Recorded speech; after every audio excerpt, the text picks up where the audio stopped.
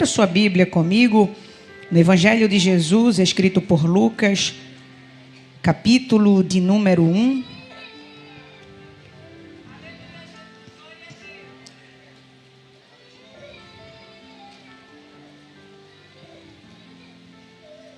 Lucas, capítulo de número 1.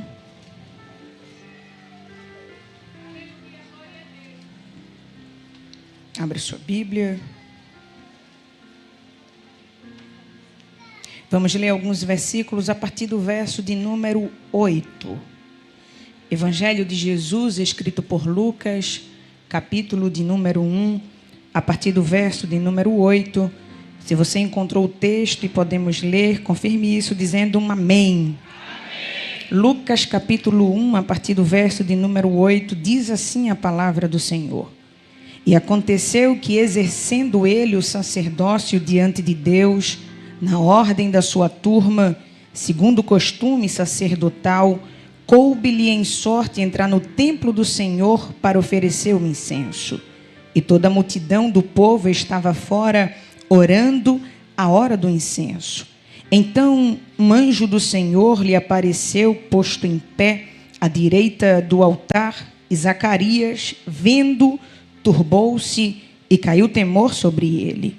Mas o anjo lhe disse: Zacarias, não temas, porque a tua oração foi ouvida, e Isabel, tua mulher, dará à luz um filho, e lhe porás o nome de João, e terás prazer e alegria, e muitos se alegrarão no seu nascimento, porque será grande diante do Senhor, e não beberá vinho nem bebida forte, e será cheio do Espírito Santo, já desde o ventre da sua mãe. Pule para o verso de número 57. E completou-se para Isabel o tempo de dar à luz, e teve um filho. E os seus vizinhos e parentes ouviram que tinha Deus usado para com ela de grande misericórdia, e alegraram-se com ela. E aconteceu que ao 8º dia vieram circuncidar o menino, e lhe chamavam Zacarias, o nome de seu pai. E respondendo sua mãe disse: não, porém será chamado João. E disseram-lhe: ninguém há na tua parentela que se chame por este nome. E perguntaram por acenos ao pai como queria que lhe chamassem. E pedindo ele uma tabuinha de escrever, escreveu dizendo: o seu nome é João. E todos se maravilharam. E logo a boca se lhe abriu e a língua se lhe soltou, e falava louvando a Deus. Você diz amém por esta palavra? Deixa a sua Bíblia aberta. Vamos meditar um pouco na palavra do Senhor. Querida igreja, o texto que lemos esta noite é um texto bastante conhecido pelos irmãos e vai fazer menção aos 2 anúncios de nascimento mais importantes da história. O capítulo de número 1 do Evangelho escrito por Lucas é considerado como o capítulo das boas novas, ou capítulo das boas notícias, isto porque ele é responsável por quebrar um tempo de silêncio que estava estabelecido entre Deus e o seu povo, e esta quebra de silêncio foi feita através do anúncio do nascimento daqueles que foram os maiores homens que pisaram aqui na terra. Este evangelho, a caráter de introdução, compõe o grupo que chamamos de evangelhos sinóticos. Sinóticos porque sinótico quer dizer ver ao mesmo tempo. É por isso que, se você pesquisar ou estudar um pouco acerca dos evangelhos de Mateus, Marcos, Lucas, você vai perceber que há muita similaridade nos relatos, há muita similaridade no que eles escrevem, nos acontecimentos, nas pregações, bem como nos milagres e na forma que Jesus desenvolveu o seu ministério. Isto porque tanto Mateus como Marcos como Lucas viram ao mesmo tempo, viram juntos. Isto justifica a similaridade que há entre esses evangelistas. Mas embora haja tanta similaridade, coincidência e por vezes igualdade nos relatos, ao estudar o evangelho escrito por Lucas, é perceptível que ele se destaca ou se sobressai um pouco além dos demais. Eles viram junto, mas não viram a mesma coisa. Eles viram juntos, mas não tiveram a mesma percepção. Eles viram juntos, mas não é porque viu junto que tem que se limitar à visão do outro, ou à ideia do outro, ou ao relato do outro. Ver junto, mas não ver a mesma coisa. Tem gente que vê o que você vê, mas não acredita como você acredita. Tem gente que está onde você está, mas não recebe como você recebe. Porque ver junto é uma coisa, e ver diferente é totalmente o contrário. Eles viram juntos, mas não viram a mesma coisa. É por isso que Lucas vai acrescentar mais, dar mais informações, trazer um conteúdo exclusivo para os seus relatos. Ele está falando do mesmo Cristo, da mesma cruz, do mesmo milagre, do mesmo contexto, mas tem exclusividade naquilo que ele fala, tem peculiaridade naquilo que ele fala,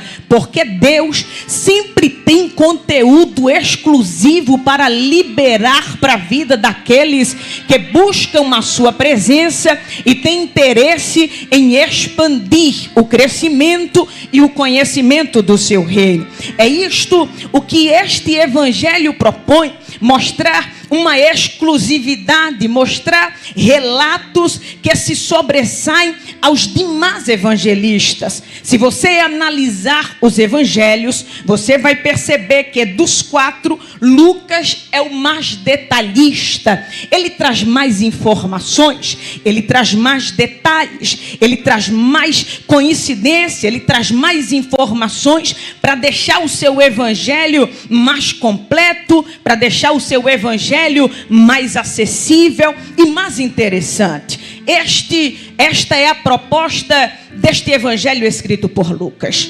Este capítulo de número 1 é um capítulo muito especial, porque vai relatar a visita que o Senhor resolveu fazer à casa de Isabel.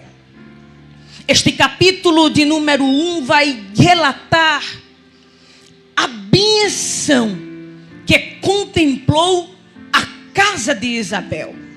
De todas as famílias que moravam na região de Judá, o Senhor escolheu exatamente a casa mais precária, mais improvável, mais debilitada e a que menos se classificaria para uma bênção ou para algo tão grande da parte de Deus. Mas este capítulo de número 1 vai nos informar que esta casa desfavorável, pequena, improvável, foi contemplada por uma grande bênção da parte de Deus. O texto vai nos informar que a visita do Senhor alcançou uma das casas da região montanhosa de Judá, ou Judéia. Quando Lucas nos dá esta informação de que a casa de Isabel ficava nas regiões montanhosas de Judá, ele na verdade não está informando coisa nenhuma. Isto porque, geograficamente falando, o território que Judá ocupava era um território muito grande, era um território muito extenso.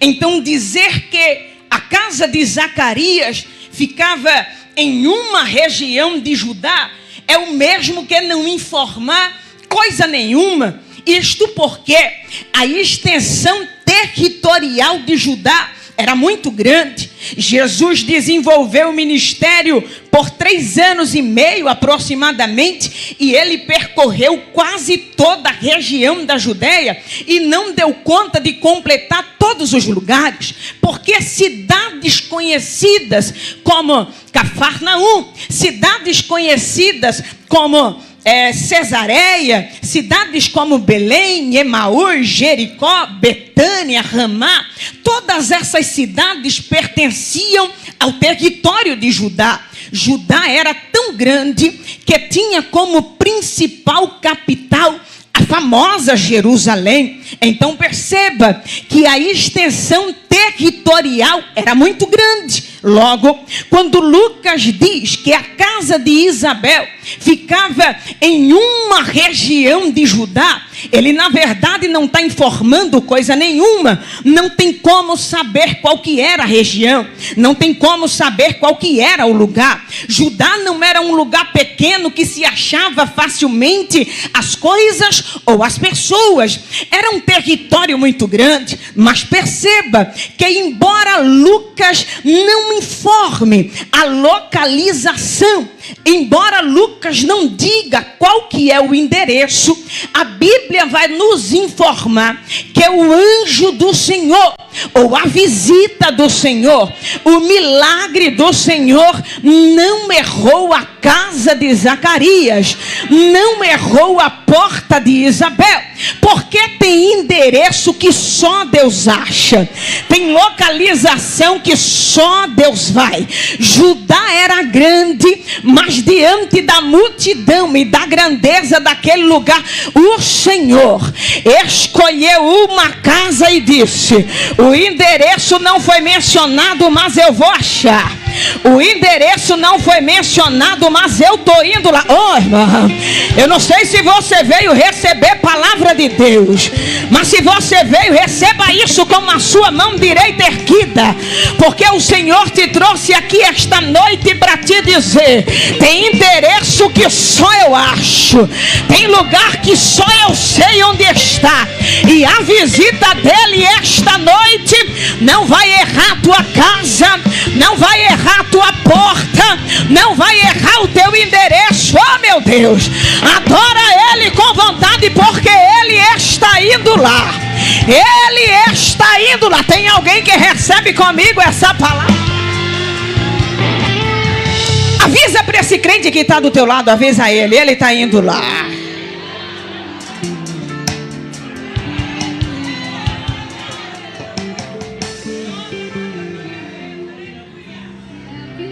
O texto vai nos informar que Zacarias estava fazendo de costume, exercendo ele o sacerdócio diante de Deus na ordem da sua turba. Coube-lhe em sorte entrar no templo do Senhor para oferecer incenso. É interessante essa informação que o texto nos dá, porque há um destaque para o que aconteceu com Zacarias. Coube-lhe em sorte. Diga comigo essa palavra: sorte. Faça melhor e diga: acharam que foi sorte.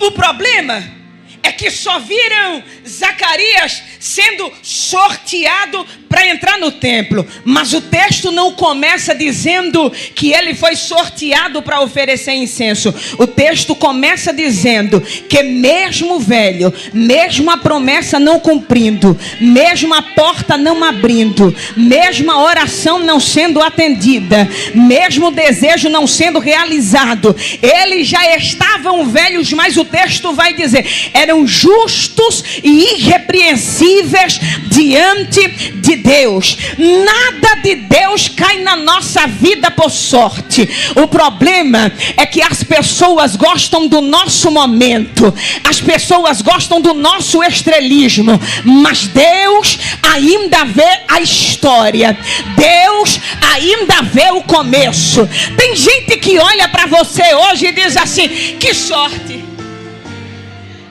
É muito bom dizer que é sorte agora. Não chorou o que tu chorou, não caminhou onde tu caminhou, não sofreu o que tu sofreu. não renunciou o que você renunciou. Quer ter o que você tem, mas não quer pagar o preço que você paga. Quer receber o que você recebe, mas não quer sacrificar o que você sacrifica. Aí quando a bênção chega, que sorte. Ela tem muita sorte. Coube-lhe em sorte entrar no templo do Senhor para oferecer incenso. Disseram que era sorte porque Flávio Joséfo vai dizer que quando Zacarias subia para exercer o sacerdócio, tinham aproximadamente 18 mil sacerdotes em exercício. E desses 18 mil, só um entrava no templo para oferecer incenso. Aí fizeram um sorteio lá, colocaram 18 mil nomes para ser tirado. Dos 18 mil, o relógio de Deus estava alinhado no tempo na vida de Zacarias. E Deus disse: não importa quantos tem dentro, eu já sei qual é o que eu vou escolher para entrar. Tem gente que se preocupa com multidão, com muita gente, com muito... Não se preocupe. O que é seu já está reservado para você, independente da quantidade de gente. Quando Zacarias entrou, a Bíblia vai dizer que tinha um anjo em pé à direita do altar. Ou seja, quando ele chegou, o anjo já estava lá esperando ele. E Zacarias, quando viu, turbou-se, ficou com medo. E o anjo disse: Zacarias, não temas, não tenha medo. O Senhor me mandou aqui para dizer que Isabel, a tua mulher, é aquela senhorinha que você deixou em casa. Ela vai ter um filho. O nome do menino vai ser João. E eu já quero te adiantar que ele vai ser grande diante de Deus. A Bíblia vai dizer que quando Zacarias ouviu isso, ele disse: não tem como. Não tem como. Eu acho assim, seu anjo. É porque se o senhor tivesse passado lá em casa antes, o senhor ia ver que a minha mulher não tem condição. A gente já tentou isso muitas vezes, não tem como. O anjo olhou para ele e disse assim: Zacarias, eu sou Gabriel. Eu assisto diante de Deus, rapaz. E só porque tu não creu, tu vai ficar mudo até o dia que essas coisas que eu te disse acontecer. Olha que coisa interessante acontece aqui. Porque Zacarias estava no templo quando recebeu a palavra. Zacarias estava no templo. Zacarias estava no templo. Eu disse para vocês que Zacarias estava no... Ele estava no templo. O templo ficava em Jerusalém. Ele estava no templo. Olha isso. Ele viu o anjo. Ele ouviu a voz. Ele recebeu a palavra. Ele está em um lugar favorável. Mas o texto vai dizer: não creu. A Bíblia vai dizer que Isabel, em casa, recebeu a notícia do que Deus faria sem ser de forma audível, porque o único que podia falar do que aconteceu estava mudo e só podia escrever ou gesticular. Mas quando ela entendeu o que Deus ia fazer, ela disse: esse milagre é para mim, é para minha casa, é para minha... Não se confunda com lugar. Olha para cá. Lugar não define ninguém. Zacarias estava no lugar propício, não creu. Isabel estava num lugar impróprio, creu e recebeu. Não se preocupe com o lugar onde a palavra foi liberada, nem tampouco com o lugar onde a palavra vai se cumprir. Mais importante que o lugar onde a palavra foi liberada e onde a palavra vai se cumprir é o lugar de onde a palavra vem. Se veio de lá, meu irmão, vai ter cumprimento de Deus naquele lugar.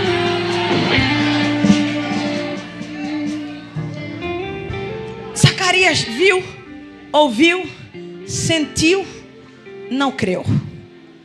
Isabel, na primeira oportunidade de entender, creu e recebeu. É por isso que Zacarias só recebe a palavra, mas Isabel recebe o milagre.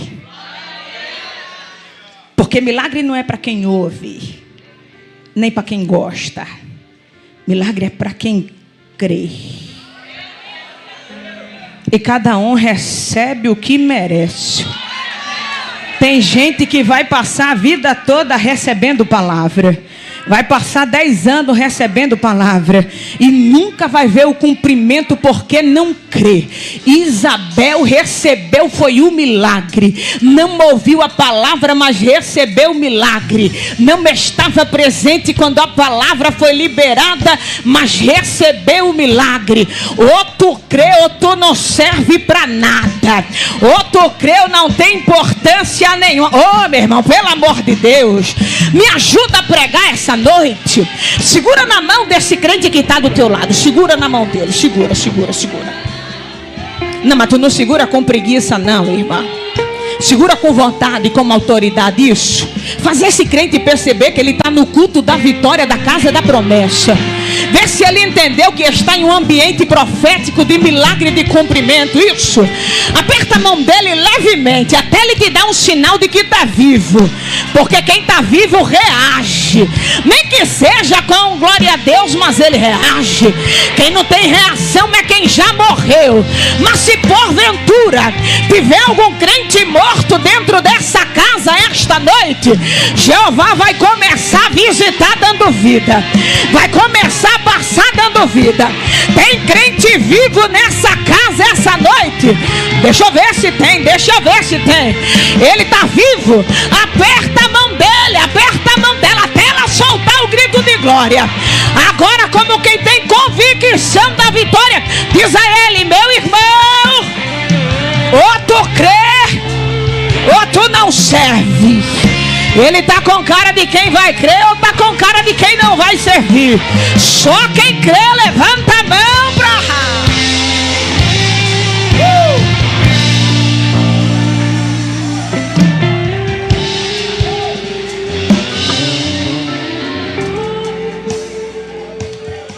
Olha isso. Por não crer, ficou mudo. Porque quem não crê não tem moral de falar. Quem não crê não tem nada interessante para falar.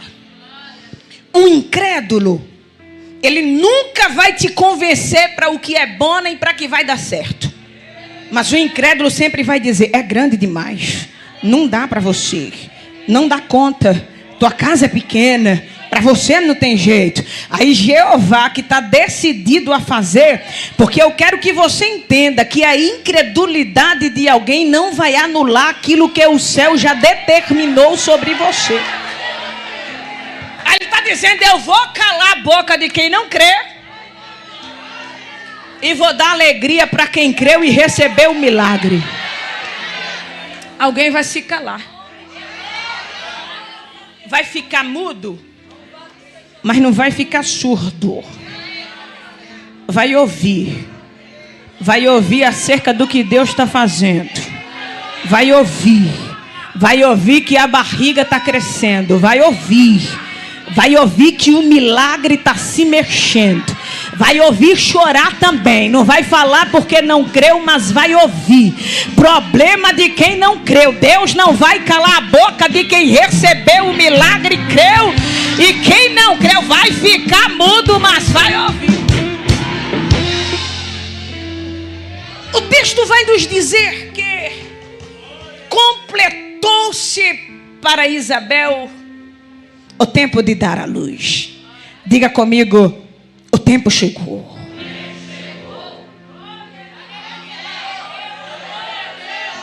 Alguém achou que não ia chegar, mas chegou. Alguém achou que não ia acontecer, mas aconteceu. Isabel deu à luz.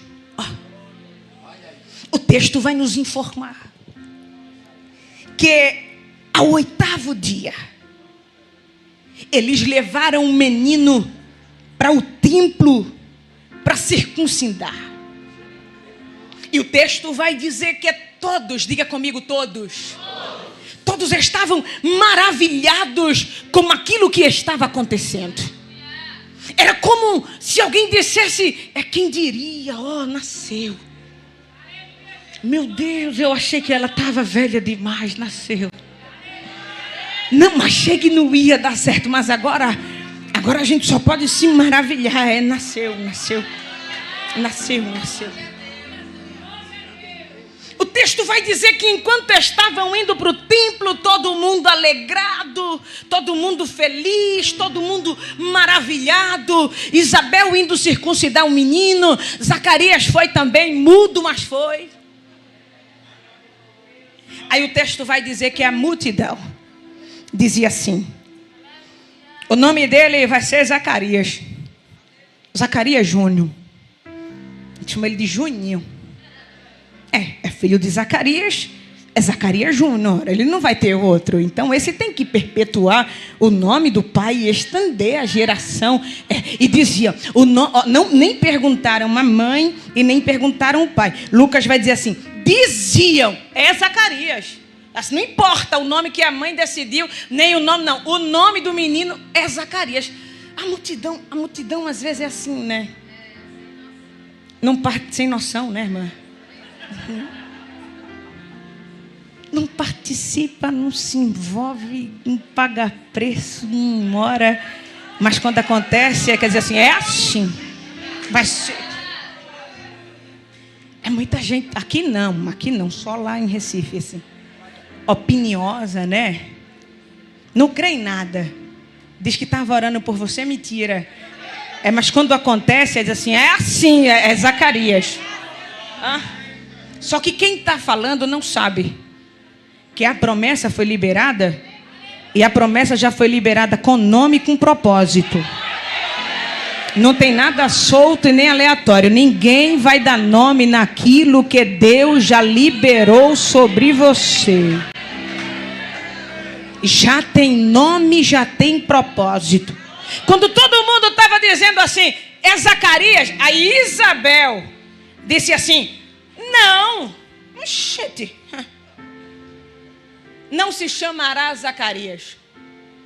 O nome do menino será João. É João o nome dele.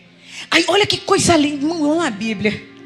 Porque todos disseram assim também: João, mas ninguém há na tua parentela que se chame por este nome.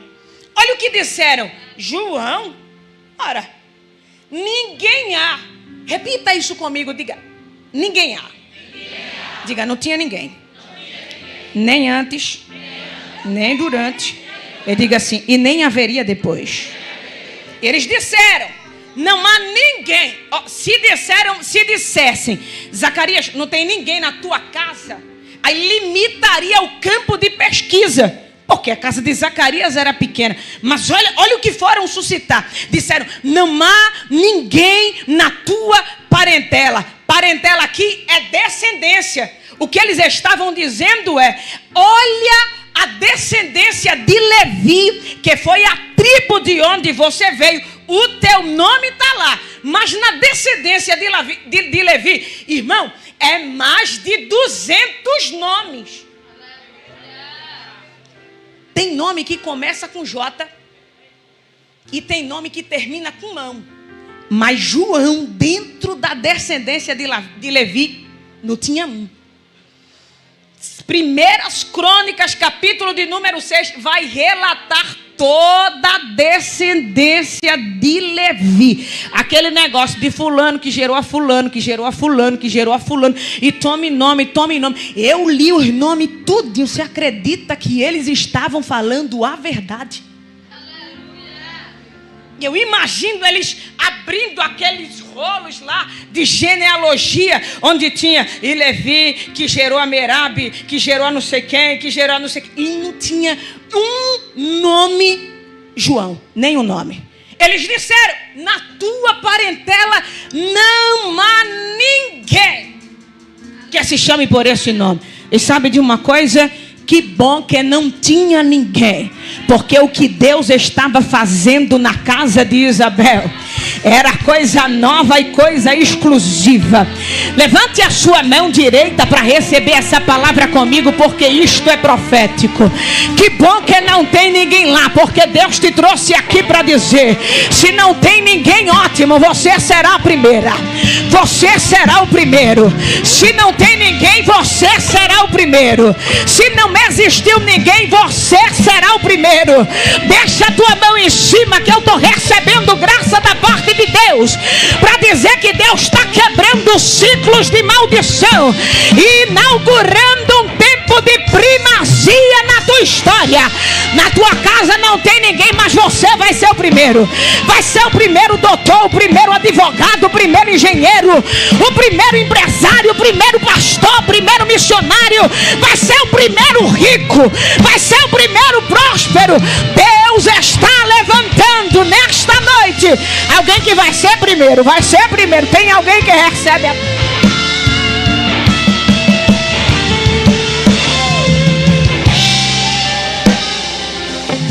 Fala com teu irmão que está do teu lado, diz a ele: então você vai ser o primeiro. Não, irmão, fala isso para quem está do outro lado: tu vai ser o primeiro. Como um bom pernambucano pentecostal, fala para quem está na frente: tu é o primeiro, terra. Fala para quem está na retaguarda: tu vai ser o primeiro, manto. Eu não sei como é que ele vai fazer, mas ele fará. Ele fará.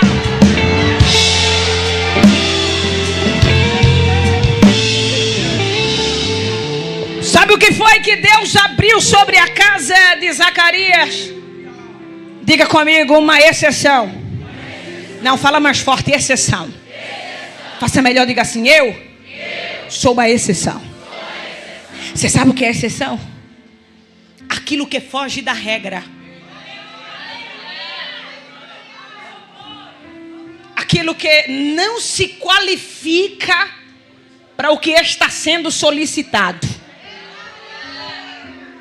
Aí Deus está assim: então realmente ela não bate, não compete. Realmente falta muito, não tem como. Mas eu vou fazer o seguinte: eu vou abrir uma exceção aqui e aí eu vou encaixar. Sabe? Talvez a tua família tenha passado por um ciclo e alguém tenha dito assim: mas com a avó dela foi assim, com a mãe foi assim, com a tia foi assim, aí com ela vai ser assim. Não.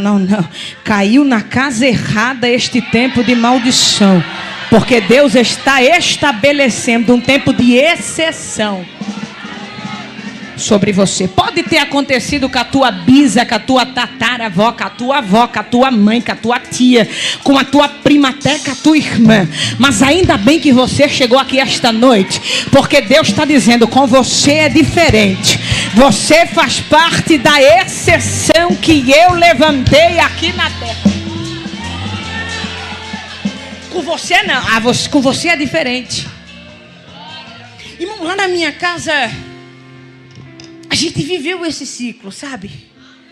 Tanto na família do meu pai quanto na família da minha mãe. A maioria são mulheres, são filhas mulheres. Era tipo assim aquele negócio, porque não sei o que aconteceu com vovó. Eu acho que vovó não queria ter família, ela queria ter tribo mesmo. Entendeu? Porque uma necessidade. E minha avó ainda foi boa, porque a minha bisavó teve 24 filhos. Esse povo não comia, não andava, não saía, não, né? Mas a maioria, sempre mulheres, tipo assim, 18 mulheres, 6 homens, né? Então eram muitas mulheres. E parece que era uma coisa que se estendia de tempo em tempo. E quase todas as mulheres da família, quase todas, engravidaram em uma idade imprópria, fora de um relacionamento legal. E isso ia se repetindo de tempo em tempo e de geração em geração. E assim, até chegar à minha casa, até mãe engravidou 17 anos, gente. Se hoje é uma polêmica engravidar com 17 anos, imagina isso há 30, 40 anos atrás, né? Mas não foi de mim que ela engravidou. Para você não pensar que eu tenho 40 anos, misericórdia. Foi da minha irmã. Mas engravidou nova, de menor, adolescente, sem estar casada, com um homem que nem assumiu e nem permaneceu com ela. E foi assim com a minha mãe, porque já tinha sido assim com a minha tia e com outra tia. E assim foi. E foi com a minha mãe. E aí a minha irmã cresceu e adivinha, com a minha irmã a mesma coisa. Também parece que combinaram, engravidaram na mesma idade. 17 anos, fora de casamento, sem relacionamento legal, idade menor. Aí aconteceu com a minha tia, aconteceu com a minha mãe, aconteceu com a minha irmã. E aí eu sou a próxima da vez. Porque é uma coisa que vem acontecendo por sentença. Aí alguém diz, quando tiver com 16, se ajeita. Quando tiver com 17, engravida. Aí eu fiquei com 16, aí eu fiquei com 17, eu fiquei com 18, eu fiquei com 19, eu fiquei com 20. E alguém está olhando dizendo, vai acontecer também. Mas o que alguém não sabe é que o céu já apontou e disse, aconteceu assim, assim, assim. Mas aqui parou. Eu estou estabelecendo uma exceção sobre esta vida. Você entende o que Deus está fazendo com você? Há uma exceção de Deus sobre você, um desvio da regra do natural. Deus abriu uma exceção sobre a casa de Isabel e disse assim, realmente não houve nenhum João antes nem agora. Eu quero vos informar que depois dele também não haverá nenhum. O que eu estou liberando para a casa dela é exclusivo. Alguém não deu crédito ao que Isabel falou e disse, tu não tem moral de fala aqui não. Quem registra é o pai. Pergunta ao pai como que vai ser o nome do menino. E disseram assim, e aí Zacarias, eu acho interessante o que Lucas vai dizer, porque olha o que o texto diz assim, e falaram com ele através de sinais. Versículo de número 62. E perguntaram por acenos. Só que olha que coisa interessante. Estão falando com Zacarias por acenos. Só que o texto vai dizer que ele ficou mudo. Ele não ficou surdo. Ele estava ouvindo. Ele não podia falar, mas ouvir, ele estava ouvindo normal. Mas alguém olhou para ele e fez por sinal. Ou seja, potencializou aquilo que já estava ruim. Ele, se já era ruim ser mudo e surdo, então complicava ainda mais a vida de Zacarias. Mas olha que coisa interessante. Quando a gente não acredita naquilo que Deus liberou para a vida da gente, o efeito contrário é potencializado. Isto tanto para o que eu creio, quanto para o que eu não creio. Se eu não creio, aquilo que me desfavorece, me desfavorecerá 2 vezes mais além do normal. Mas quando eu creio, aquilo que me favorece, vai me favorecer 2 vezes além do normal. Porque aquilo que Deus faz é potencializado através do seu poder. É isso que o salmista está cantando no Salmo de número 62. Olha o que ele diz.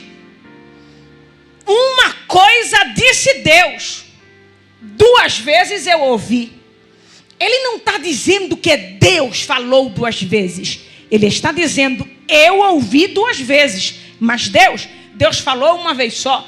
O que o salmista está destacando é a potência daquilo que Deus faz. Deus fala uma coisa e a gente pensa que é 2. Tem potência naquilo que Deus faz. Zacarias só estava mudo. Mas fizeram acenos considerando também como alguém que não podia ouvir, debilitado. Porque quando eu não creio, eu não tenho utilidade para muita coisa. Por acenos falaram, como que vai ser o nome? Diz logo aí. Eu imagino Zacarias dizendo assim, tem uma tabuinha de escrever? E pegou uma tabuinha sem delonga, sem arrudeio, sem justificativa. Ele colocou assim, o nome é João, acabou. Eu imagino Zacarias escrevendo, dizendo assim, rapaz, se eu só duvidei e deu esse problema todinho, imagina se eu mudar o nome desse menino. é João. Se tem uma coisa que eu não me esqueci depois daquela saída do templo, foi o nome do menino que o anjo me deu. O seu nome é João. Quando ele disse, se é João, o texto vai dizer, a língua se lhe soltou e falava louvando a Deus. Aí olha que coisa linda. O texto vai dizer que depois que isto aconteceu, veio temor sobre todos os seus vizinhos. E em todas, diga comigo, todas.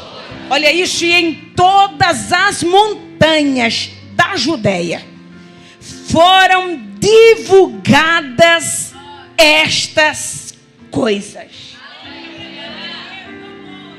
Deus visitou uma casa em uma montanha, mas aquilo que ele fez naquela casa e naquela montanha, olha o que o texto diz, divulgou-se de maneira que todas as montanhas souberam daquilo que havia acontecido na casa de Isabel.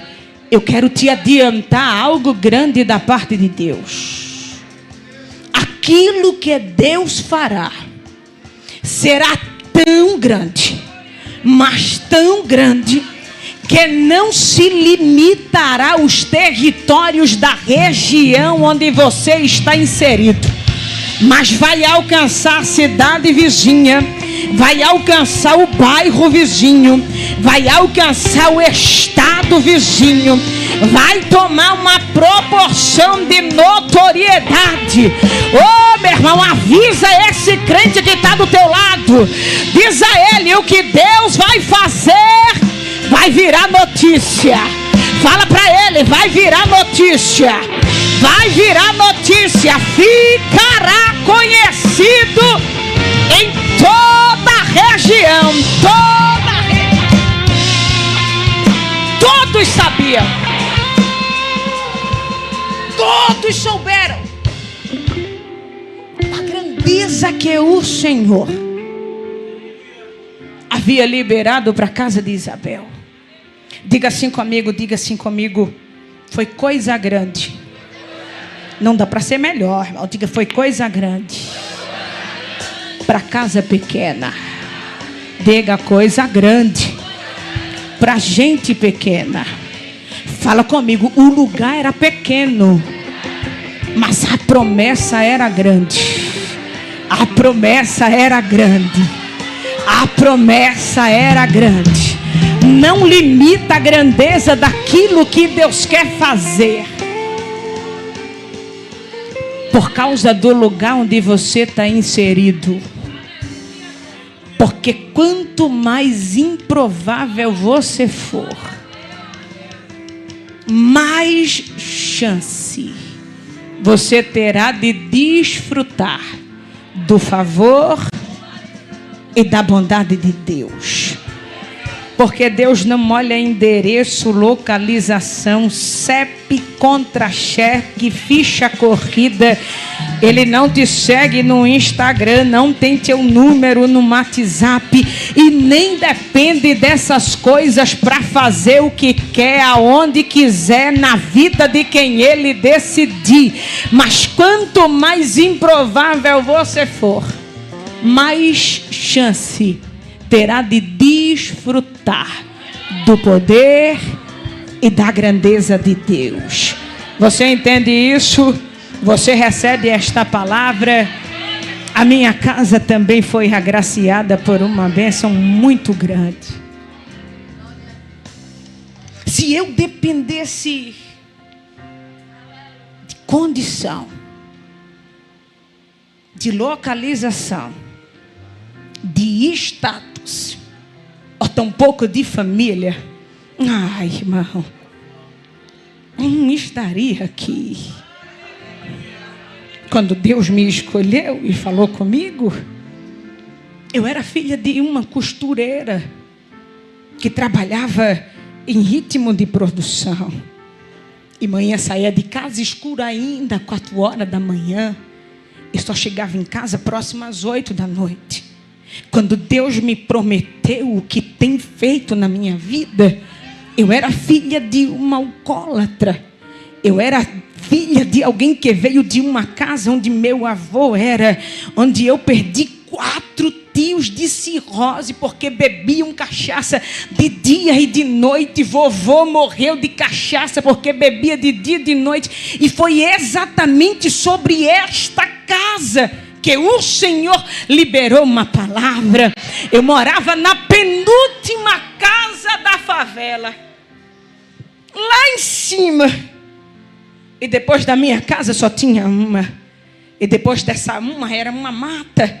Ninguém ia lá, ninguém chegava lá. Era uma região imprópria, desprezada, abandonada. Mas como Deus não depende de endereço, de localização, de nome, Ele entrou a favela dentro, adivinha, acertou a porta da minha casa. E deixa, eu vou te usar, menina. Eu vou te levar para lá e para cá. Aqueles vasos antigos que ainda não tinha feito a atualização do download. E nem avião falava pássaro de ferro. E quando Deus falou comigo, dizendo que eu ia viajar para lá e para cá, eu não tinha nem mala, nem roupa. Eu nunca tinha ido em nenhum aeroporto. Eu não tinha nem identidade, nem RG, eu não tinha nem essas coisas. Mas a palavra foi liberada. E a palavra não depende de lugar para se cumprir. Não depende de região para se cumprir. E hoje eu vivo o cumprimento de tudo que Deus prometeu. Você acredita que há um tempo de cumprimento sobre você? Eu sinto graça de Deus para liberar essa palavra sobre a vida de alguém aqui esta noite. O lugar aonde você está inserido não limita aquilo que Deus decidiu acerca da tua vida. Receba essa palavra como palavra de Deus para você. Que Deus te abençoe. Deus abençoe a tua casa. Deus abençoe a tua vida. Deus abençoe a tua família. Só se você recebe a palavra, faça isso dando glória, faça isso aplaudindo, faça isso pulando do seu lugar, faça isso como quem tem certeza de que aquilo que Ele prometeu se cumprirá.